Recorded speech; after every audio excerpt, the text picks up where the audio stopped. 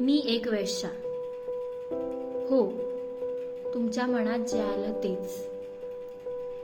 पण खरंच तुमच्या मनात जे आलं तेवढी वाईट आहे का मी? तुम्ही हो म्हणा, नाही म्हणा, पण तुमच्या नजरा सगळं बोलून जातात. रस्त्यावर मला बघून नजरा चोरून घेणारे तुम्ही तुमच्या गरजेनुसार मला अप्सरेचा दर्जा देता. स्त्रीला देवी मानता ना? मग मला माझ्या पोटापाण्यासाठी कराव्या लागणाऱ्या गोष्टींमुळे समाजातली घाण समजता? बरं चला, मी करते मान्य, असेन मी घाण. पण मग तुमची भूक भागवण्यासाठी माझ्याकडे पैसे देऊन येणारे तुम्ही कोण? खरंच मी ज्या क्षेत्रात आहे त्या क्षेत्राची गरज मला नाही, आणि हे तुम्हालाही माहिती आहे. पण तरीही माझी एवढी अवहेलना का होते? एक समाजाचा घटक म्हणून मी मान वर करून जगूही शकत नाही? चार भिंतींच्या आत आमचं काय ते जग.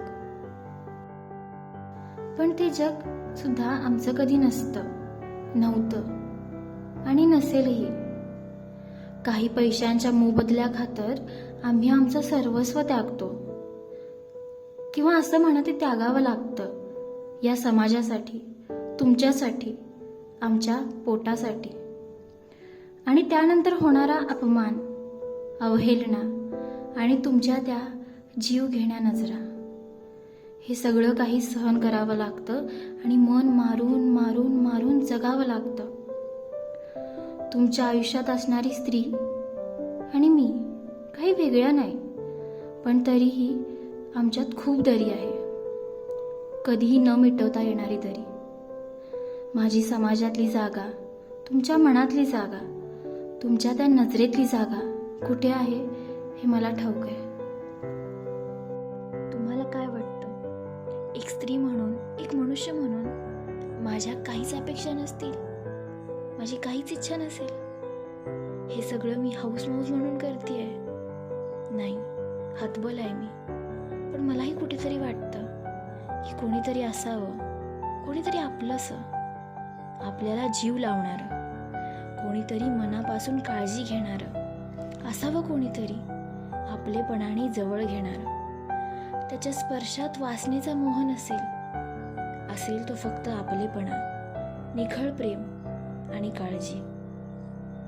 नुसता विचार जरी केला ना तरी गलबलून येतं. हे आयुष्य जगताना या स्वप्नातल्या हव्याशा वाटणाऱ्या या आयुष्याला कधी जगता येईल नाही माहिती.